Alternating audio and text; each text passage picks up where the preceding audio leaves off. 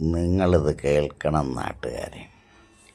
ഇന്നിപ്പോൾ മലയാള മാസം 1-ാം തീയതിയായിട്ട് ഭാര്യയ്ക്കൊരാഗ്രഹം അമ്പലത്തിൽ പോകണമെന്ന്.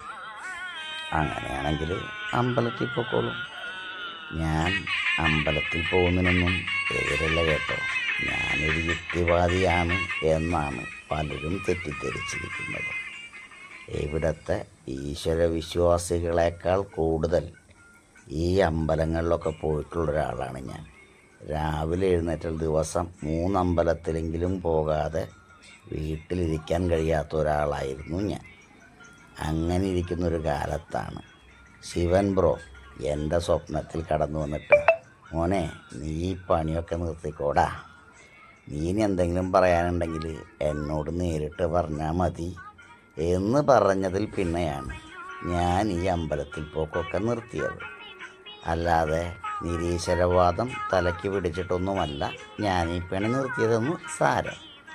അമ്പലത്തിൽ പോകുന്നതിനെക്കുറിച്ച് എൻ്റെ അഭിപ്രായം എന്താണെന്ന് ചോദിച്ചാൽ, ഒരു കുട്ടി നിർബന്ധമായും അമ്പലങ്ങൾ, പള്ളികൾ എല്ലായിടത്തും പോകണം. അതിൻ്റെ കാരണം എന്താണെന്ന് വെച്ചാൽ, നമ്മുടെ സദാചാരബോധം, മര്യാദ എന്നിവയെല്ലാം ഭയപ്പെടുത്തി നമുക്കുള്ളിൽ കുടിയിരുത്താനുള്ള ഒരു സ്ഥലമാണ് അമ്പലം എന്ന് പറയുമ്പോൾ ഞാൻ എന്താണ് ഈ പറഞ്ഞു വരുന്നത് വെച്ചാൽ, നമ്മളൊരു കൊച്ചുകുട്ടി ചെറുപ്പത്തിൽ കാറ് തള്ളി കളിക്കുന്നത് കാണുമ്പോൾ നമുക്ക് അതിനോട് വളരെയധികം കൗതുകം തോന്നും. എന്നാൽ ഒരു 30 വയസ്സായ വ്യക്തി ഒരു കാറ് തള്ളി കളിക്കുന്ന കാണുമ്പോൾ നമുക്ക് തീർച്ചയായിട്ടും തോന്നുന്നൊരു കാര്യമുണ്ട്, ഇവനെ ഭ്രാന്താണെന്ന്. ഇത് തന്നെയാണ് എനിക്ക് നിങ്ങളോട് പറയാനുള്ളത്. കാരണം നമ്മൾ ചെറുപ്പകാലങ്ങളിലൊക്കെ അത്തരം ശീലങ്ങളാവാം. വലുതായി കഴിഞ്ഞാൽ നമ്മൾ മുതിർന്നവരായി എന്നുള്ളൊരു ബോധം, അതിൽ നിന്നും നമ്മൾ ആ ചെറുപ്പത്തിൽ ആ ശീലം ഒഴിവാക്കി മറ്റുള്ളവരെ സ്നേഹിക്കാൻ പഠിക്കുന്നതാണ് ഏറ്റവും നല്ല കർമ്മം എന്നാണ് എനിക്ക് പറയാനുള്ളത്. ഇത് ഞങ്ങളുടെ എസ്.എൻ. പുരത്തെ അമ്പലമാണ് കേട്ടോ. എസ്.എൻ. പുരത്തെ അമ്പലത്തിലെ വലിയ ഒരു നീന്തൽക്കുളമുണ്ട് മുന്നിൽ തന്നെ. ഇതിലൊരുപാട് തവണ അങ്ങോട്ടും ഇങ്ങോട്ടുമൊക്കെ നീന്തി കളിച്ചിട്ടുള്ളതാണ് എൻ്റെ ചെറുപ്പകാലഘട്ടത്തിൽ. അപ്പോൾ അതിൻ്റെ വീഡിയോ ആണ് ഇപ്പോൾ നിങ്ങളീ കാണുന്നത്. പിന്നെ ഈ അമ്പലത്തിൽ നിന്ന് ഇറങ്ങിക്കഴിഞ്ഞാൽ വീട്ടിൽ രാവിലേക്ക് ആവശ്യമായ ദോശമാവ് വാങ്ങാൻ പോകണം. അതിന് ഭാര്യ കൂടെ വരും എന്നാണ് പറഞ്ഞിട്ടുള്ളത്.